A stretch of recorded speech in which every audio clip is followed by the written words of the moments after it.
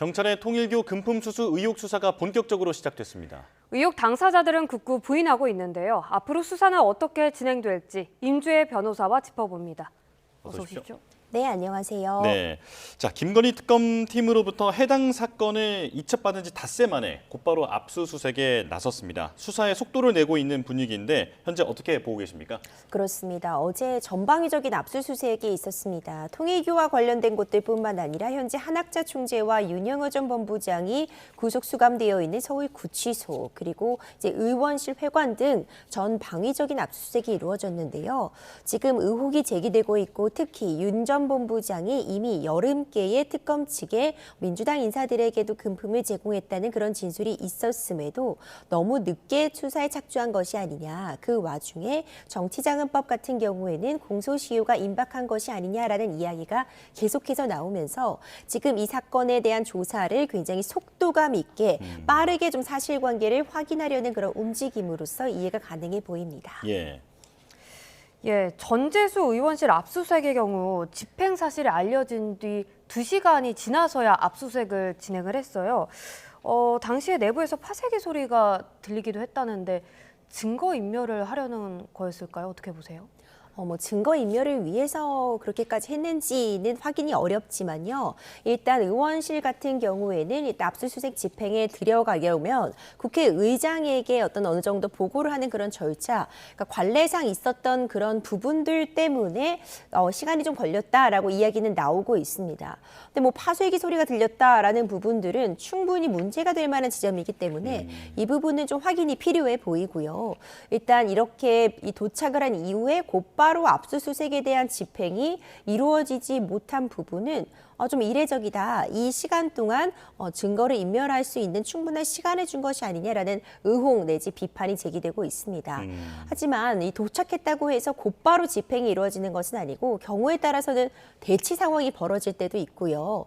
이 압수수색 과정에 있어서 어느 정도 절차와 시간이 걸리는 측면이기 때문에 현재로서는 증거를 인멸했을 것이다라고 단정하기는 어렵겠지만 이와 같은 계속해서 의심이나 의혹을 살 만한 행동은 하지 않는 것이 또 맞지 않나 이런 생각도 듭니다. 지금 통일교 수사 관련해서 속보가 들어왔는데요. 바로 전해드리겠습니다. 경찰이 내일 한학자 통일교 총재의 구치소 접견 조사를 예정하고 있다라고 알려왔습니다. 그리고 서울구치소를 방문해서 한학자 총재를 대상으로 금품 수수, 전달 과정을 조사할 것으로 알려져 있고요. 그리고 280억 원의 그 개인 금고가 발견됐었는데 이 부분에 대한 수사가 이루어지지 않았다라고 하는 지적이 있는 상황입니다. 여기에 대해서도 집중적으로 물을 것으로 전망이 됩니다. 자, 경찰은 어제 한학자 총재가 수감되어 있는 구치소에서 물품 등의 압수수색을 벌였는데 내일 한학자 총재를 다시 만나서 접견 조사를 할 예정이다라는 소식이 들어왔습니다. 자, 변호사님과 계속 얘기 이어가겠습니다. 자, 일단 어제 압수수색에서 보면 그 핵심 물증으로 꼽히는 게 시계 아니었습니까? 그런데 이건 아직은 발견을 못한 것 같더라고요. 그렇습니다. 전재수 의원 같은 경우에는 지금 금품과 고가의 시계를 받았다라는 의혹이 제기되고 있는데 이 금품 같은 경우에는 일단 현금이기 때문에 그 실물 자체를 확보하는 것이 쉽진 않습니다. 하지만 고가의 시계라면은 이야기가 다를 수 있는데 이 고가의 시계를 확보하지는 못한 것으로 전해지고 있습니다. 물론 그 시계의 유무 자체가 범죄 혐의 성립에 전반적인 부분에 있어서 중요하지만 결정적이다 내지는 반드시 그 실물이 있어야지 혐의가 입증되는 것은 아닙니다. 다만 전재수 의원 측에서는 완강하게 지금 모든 혐의, 금품 수수라던가 이 시계를 받았다는 부분에 대해서 사실 무근이다라는 입장을 견지하고 있는 상황이기 때문에 이 실물이 확보되지 않았다면 여전히 수사기관 측에서는 관련해서 다른 입증 자료들, 구매 내역이라던가 전달을 입증할 만한 다른 정황 증거들을 제시하는 것이 필요한 상황입니다. 저희가 속보로 전해드린 내용 중에 280억 원이 들어있는 것으로 알려져 있는 그 한 총재의 개인 금고 얘기가 있었습니다. 경찰이 이 부분에 대해서 질문을 할 것으로 보이는데 사실 민중기 특검이 이 부분을 발견했지만 수사가 제대로 이루어지지 않았다라고 하는 그런 지적이 나오고 있는 상황이잖아요. 이 부분은 민중기 특검은 어떤 판단을 내렸던 걸까요? 일단 관봉권으로 띠지로 둘러져 있는 현찰과 이제 엔화와 달러 등이 250억 원가량 발견이 되었다라고 하는데 이와 관련해서 과정에서 발견이 되었다고 모두 어떤 범죄 혐의점이랑 관련있을 것이다 단정할 수는 없겠지만 당시에 금고 관리인 정도만 조사를 하고 더 구체적인 어떤 그런 조사는 이루어지지 못한 것으로 보입니다. 이렇게 많은 현금을 금고에 보관하고 있는 것이 충분히 이례적이다라는 평가도 가능해 보이는데 그 당시 시점에서는 이 돈이 뭐 사업으로 인한 소득인 것인지 종교단체 유지를 위한 것인지 개인적인 자금인 것인지 기본적으로는 어쨌든 한 사람의 소유권을 갖고 있는 자금이기 때문에 당장 어떤 추가적인 깊은 조사는 이루어지지 않은 것으로 보이는데요. 이제 통일교 관련해서 전방위적인 압수수색뿐만 아니라 금품에 대한 어떤 제공 의혹들이 수사선상에 오른 만큼 추후 이 부분과 관련해서도 자금의 출처 내지는 왜 이렇게 많은 현금을 다량으로 보유하고 있었는지에 대한 질문은 충분히 수사 과정에서 오갈 수 있는 내용으로 보여집니다. 예, 자금 출처나 이런 부분도 당연히 캐봐야 하겠습니다만 지금 민중기 특검팀도 강제 수사 대상이 되지 않았습니까? 지금 보면 편파 수사를 했다라는 혐의, 그러니까 직무유기 혐의로 경찰이 들여다보고 있는 것으로 알려졌는데 이 280억 개인 금고 얘기를 하다가 어떤 민중기 특검 쪽으로도 확장이 된다든지 그런 가능성도 있을까요? 이 민중기 특검이 한쪽에 치우친 편향 수사를 한 것이 아니냐 이런 부분에 대해서도 앞으로 이 수사 과정에서 충분히 해명이 필요해 보이는 상황은 분명해 보입니다. 어떤 범죄 혐의점, 추가적인 혐의점에 대해서 인지할 만한 그런 사정이 있었음에도 고의적으로 누락했다면 당연히 이 부분은 문제될 수밖에 없어 보이고요. 예. 하지만 일단 현 시점에서 가장 중요한 부분은 이 전방위적인 수사가 시작이 되었고 공소시효 임박 여부 등이 쟁점이 되고 있는 만큼 수사력을 동원해서 관련된 의혹들에 대해서 국민들에게 충분히 소명하고 알 권리를 충족시킬 그럴 상황이 아닌가 생각이 됩니다. 예. 예, 이렇게 압수수색을 전방위적으로 지금 동시다발적으로 진행하고 있는 경찰의 다음 단계는 관련자 소환 조사가 될 것으로 보이는데요. 가장 먼저 부를 사람은 아무래도 이 의혹을 폭로한 윤여구 전 세계본부장이겠죠. 그런데 최근 재판에서 진술을 계속 번복하고 있습니다. 물증 확보 여부에 경찰 수사 성패가 달렸을 텐데 어떻게 보세요? 맞습니다. 윤영호 전 본부장이 가장 중요한 어떤 조사 대상자라고 볼 수밖에 없습니다. 지금 현 상황을 보자면요. 윤 전 본부장의 입에서 모든 것의 시작이 된 상황입니다. 윤 전 본부장이 여러 정치권 인사들에게 금품을 제공했다는 취지의 진술을 특검에 했었다라는 것이 알려지면서 지금 여러 전방위적인 압수수색과 함께 수사 선상에 오른 상황인데요. 그런데 최근 윤 전 본부장이 이제 본인의 재판에서 최후 진술에서도 그렇고 이후 지금 이렇게까지 사건이 커질 줄 몰랐다. 그런 의도는 아니었다는 취지. 이전에 있었던 진술에서 한 발 후퇴하는 모습 내지는 일부 번복하는 모습을 보이고 있습니다. 그런데 자신의 재판의 최후 진술에서 추가적인 언급을 하지 않은 건 전 합리적인 선택이었다고 봅니다.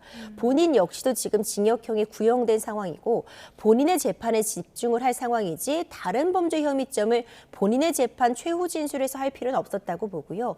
다만 이제는 또 다른 사건으로 조사가 진행이 될 텐데 그때는 윤 전 본부장 역시도 새로운 진술이라던가 기존의 진술과 관련된 내용에 대한 추가 진술은 충분히 할 수 있는 상황으로 보여지고요. 지금 진술의 일부 번복이 있었다면 이전의 진술이 신빙성이 높은지 아니면 이 번복된 진술이 사실에 부합하는지는 관련된 물증을 통해서 입증이 가능해 보입니다. 지금 이름이 언급되고 있는 이 정치권 인사들이 실제로 통일교와 관련된 그런 인물이나 한학자 총재를 직접 만난 적이 있는지 어떤 친밀한 관계를 유지하면서 연락을 주고받은 것이 있는지는 수사를 통해서 충분히 입증이 가능한 사안으로 보여집니다. 휴대폰 포렌식이나 압수수색 등을 통해서 일정표라든지 어떤 모임에 있어서의 참석 여부는 충분히 가려지지 않을까 생각이 되고요. 예. 그렇다면은 일단 어떤 접촉이 있었다는 부분까지가 입증이 된다면 윤 전 본부장이 실제로 금품을 주었다고 이야기하는 그 시점이라던가 금품을 어느 정도 주었는지 누구에게 어떤 과정에서 주었는지에 대해서도 진술의 신빙성이 있는 것인지는 추가적인 조사를 통해서 확인이 가능합니다. 가능하지 않을까 생각이 됩니다. 예. 앞으로 전재수 전 장관이라든지 이름이 거론된 그런 정치권 인물들에 대한 소환 조사도 예고된 수순이다. 네, 이렇게 이해가 되는데요. 자, 다음 주제로 넘어가 보겠습니다. 노상원 전 정보사령관이 징역 2년을 받았는데 이건 내란 혐의 관련된 선고는 아니었던 거죠? 그렇습니다. 이 내란죄와 직접적으로 연관이 되는 그런 재판 선고는 아니었지만요. 의미를 갖고 있는 것이 내란 특검에서 어쨌든 첫 번째 성적표를 받아본 1심 판결이 나온 재판이라는 점에서는 의미가 있습니다. 지금 문제되는 혐의가 이 내란죄와 관련된 부분이 아니라 개인정보보호법 위반과 특가법상 알선수재 혐의입니다.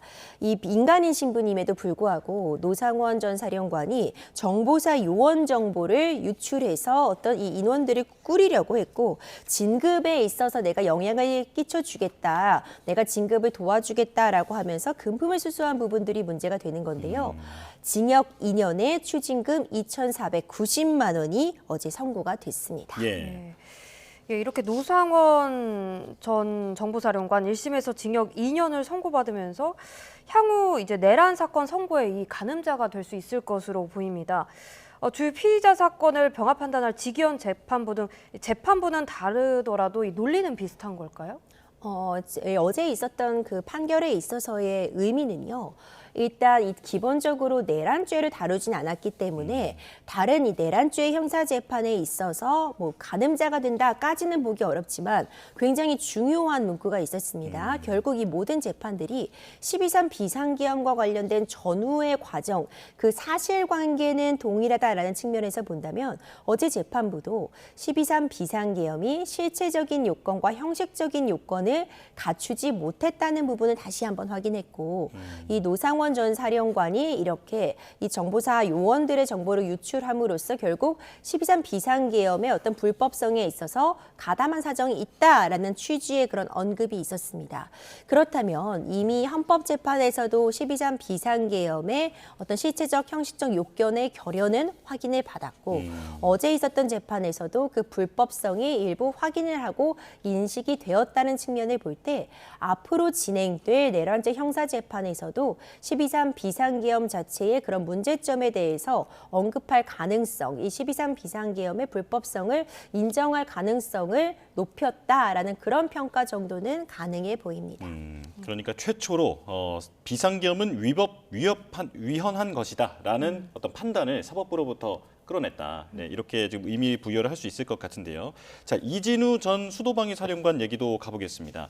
어제 윤 전 대통령 재판에 증인으로 나왔는데 그동안 얘기했던 것이 기억이 왜곡됐다라고 하면서 진술을 번복했습니다. 그러니까 예전에는 본회의장에서 4명이 1명씩 둘러엎고 끌어내라라는 지시를 윤 전 대통령한테 받았다라고 했는데 어제는 내가 그 TV를 보면서 혼자만의 이제 생각이었다라는 식으로 취지로 얘기를 하더라고요. 어떻게 들으셨습니까? 그렇습니다. 어제 저도 그 현장 영상도 확인을 했는데요. 이진우 전 사령관이 이제 증언에 앞서서 재판장에게 내가 양해를 해준다면, 허락을 구한다면 증언 전에 나의 상황에 대해서 좀 얘기를 하고 시작하고 싶다라고 발언을 하기도 했습니다.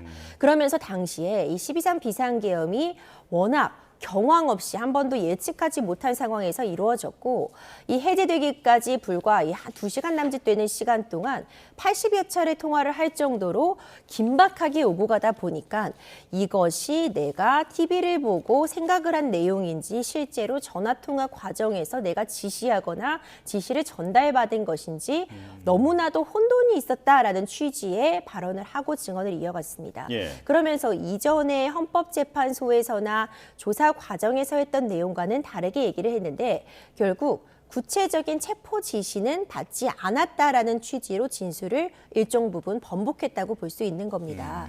이제 그러면서 당시에 너무나도 짧은 시간에 많은 일들이 일어났고 여러 사람들과 통화를 하고 지시를 받고 또 이 지시를 전달하다 보니까 내가 나중에 TV를 보면서 아 이게 이런 상황이었구나, 이게 이런 맥락에서 이루어졌구나, 이 생각이 왜곡되어서 전달되었다라는 취지의 발언이 있었습니다. 전 상당 부분 파장이 있을 수 있는 그런 내용이라고 보고요.